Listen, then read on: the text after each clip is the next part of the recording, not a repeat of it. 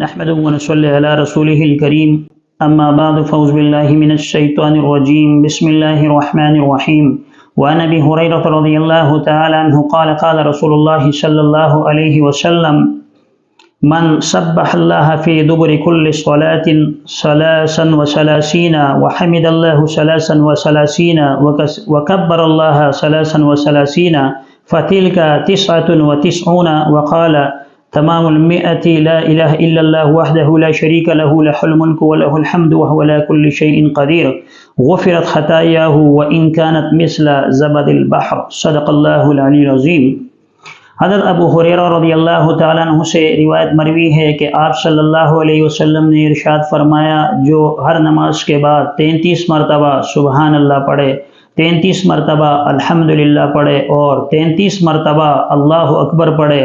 اور اس کے بعد یہ کلمات پڑھے، لا الہ الا اللہ وحدہ لا شریک لہ لہ الملک ولہ الحمد وہو علی کل شیء قدیر، تو اللہ تبارک و تعالیٰ اس کے تمام گناہوں کو معاف فرما دیتے ہیں، اگرچہ وہ گناہ سمندر کے جاگ کے برابر کیوں نہ ہو۔ اس حدیث مبارکہ میں جو حضرت ابو ہریرہ رضی اللہ عنہ سے مروی ہے، رسول اللہ صلی اللہ علیہ وسلم نے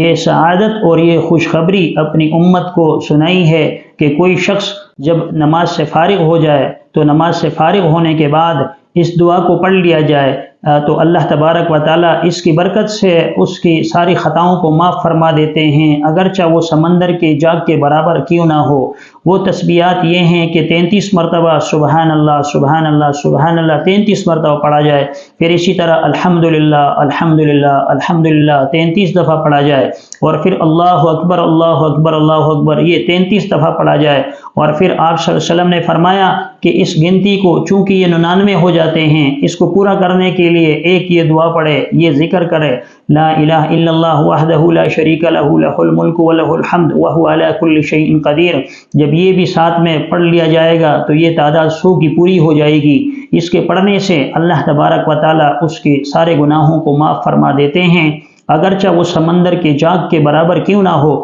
سمندر کے جاگ سے مراد وہ کثرت گناہ کا کرنا ہے۔ اللہ تبارک و تعالیٰ اس پر قادر ہے کہ انسان کے سارے خطاؤں کو، انسان کے سارے گناہوں کو معاف کر دے، کیونکہ انسان وہ اصل میں مخلوق ہے اور اللہ اس کا خالق ہے۔ اللہ تبارک و تعالیٰ کو یہ اختیار حاصل ہے اور اللہ تبارک و تعالیٰ کو وہ حیثیت اور وہ مقام حاصل ہے کہ وہ انسان کے گناہوں کو اور انسان کے توبہ کو قبول کرنے پر قدرت رکھتا ہے۔ چنانچہ وہ چاہے تو انسان کے سارے گناہوں کو معاف کر دے اور چاہے تو انسان کو معاف نہ کرے۔ بعض علماء محققین نے اس حدیث کے اندر اس بات کی وضاحت فرمائی ہے کہ اللہ تبارک و تعالیٰ اس کے ذریعے سے انسان کے سارے خطاؤں کو تو معاف فرما دیتے ہیں، سوائے حقوق العباد کے، کہ اللہ تبارک و تعالیٰ حقوق العباد کو جو بندوں کے حقوق کہلاتے ہیں اللہ انہیں معاف نہیں فرماتا۔ جس طرح شہید کے بارے میں آتا ہے کہ ایک شہید کل قیامت کے دن 10 آدمیوں کی سفارش کا ذریعہ بنے گا، 10 ایسے آدمی جن پر جہنم واجب ہو چکی ہوگی، ان سے نجات اور ان سے خلاصی کا وہ ذریعہ بنے گا۔ لیکن اگر اس پر قرض ہوگا تو اللہ پاک اس شہادت کے مرتبے کو اس وقت تک قبول نہ فرمائیں گے جب تک وہ اس کی طرف سے کوئی اس کی ادائیگی نہ کر لے۔ اسی طرح حافظ قرآن کے بارے میں فرمایا کہ 10 آدمیوں کی شفاعت کا ذریعہ بنے گا۔ عالم دین کے بارے میں فرمایا کہ 70 آدمیوں کی شفاعت کا ذریعہ بنے گا کل قیامت کے دن۔ اسی طرح رسول اللہ صلی اللہ علیہ وسلم بھی ان لوگوں کا جنازہ نہیں پڑھایا کرتے تھے جن کے اوپر دین یعنی قرض ہوا کرتا تھا۔ تو بعض علماء محققین فرماتے ہیں کہ جس کے اوپر اگر کسی کا کوئی حق ہو تو اس صورت میں ہو سکتا ہے اللہ تبارک و تعالیٰ اس کی مغفرت نہ فرمائیں اور اللہ پاک اس سے درگزر نہ فرمائیں اور اس کی خطاؤں کو معاف نہ فرمائیں۔ اس کے علاوہ اللہ تبارک و تعالیٰ ان اللہ علی کل شیء قدیر ہے، ہر چیز پر اللہ قدرت رکھتے ہیں۔ تو اس دعا کو پڑھنے کے بعد یقیناً اللہ تبارک و تعالیٰ انسان کے وہ گناہ جو اس کے پاؤں سے ہوئے ہیں، انسان کے وہ گناہ جو اس کے ہاتھوں سے سرزد ہوئے ہیں، یا وہ گناہ جو جسم کے دوسرے اعضاء سے سرزد ہوئے ہیں، اللہ تبارک و تعالیٰ ان کے ان گناہوں کو معاف فرما دیں گے، اگرچہ وہ تعداد میں بہت زیادہ ہی کیوں نہ ہو۔ تو اللہ تبارک و تعالیٰ سے دعا ہے اور سارے دوستوں سے اور ساتھیوں سے اس بات کی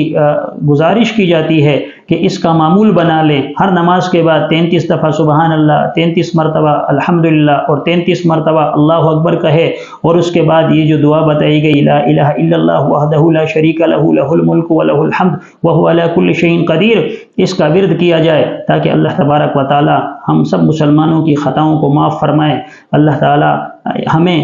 پڑھنے کی توفیق عطا فرمائے، آمین۔ وآخر دعوانا الحمد للہ رب العالمین۔